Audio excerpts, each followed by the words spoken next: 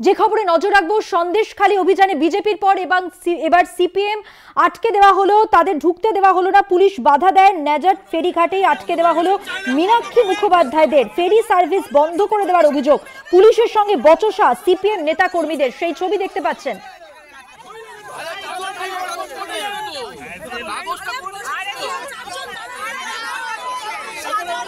এর আগে আমরা দেখেছি বিজেপির পক্ষ থেকে যখন এখানে প্রবেশ করার চেষ্টা করা হয় তখনও কিন্তু তারা বাধা পান।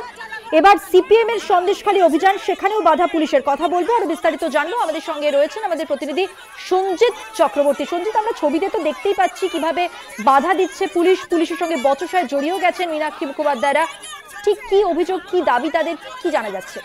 দেখো, তুমি ইতিমধ্যে সন্দেশখালী কাণ্ডে কিন্তু রাজ্য পুলিশ 144 ধারা জারি করেছে।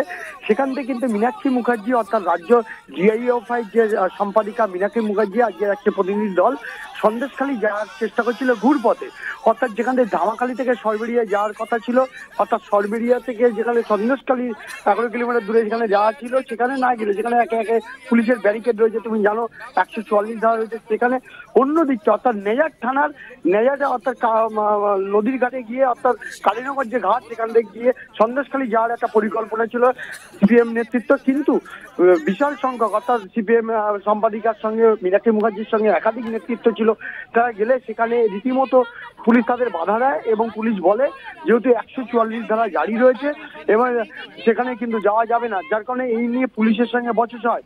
তাহলে মীনাক্ষী মুখার্জি এটা তিনি প্রশ্ন করেন যে যেহেতু নেজাট এলাকায় অর্থাৎ 144 ধারা নেই, কিন্তু ইতিমধ্যে জানো রাজ্য প্রশাসন কিন্তু সন্দেশখালীর বিধানসভা যে দুটো থানা রয়েছে, বিশেষ করে সন্দেশখালী থানা এবং নেজাট থানা, এই দুটো থানায় কিন্তু অর্থাৎ সঞ্জিত, আমরা যেটা দেখতে পেলাম বিজেপির পর এবার সিপিএম যারা প্রতিনিধিত্ব করছেন, যারা গেছেন সন্দেশখালী অভিযানে, তাদের কিন্তু আটকে দিল পুলিশ, অর্থাৎ বাধার মুখে পড়লেন তারাও। ধন্যবাদ সঞ্জিত, কথা বললাম আমাদের প্রতিনিধি সঞ্জিত চক্রবর্তীর সঙ্গে।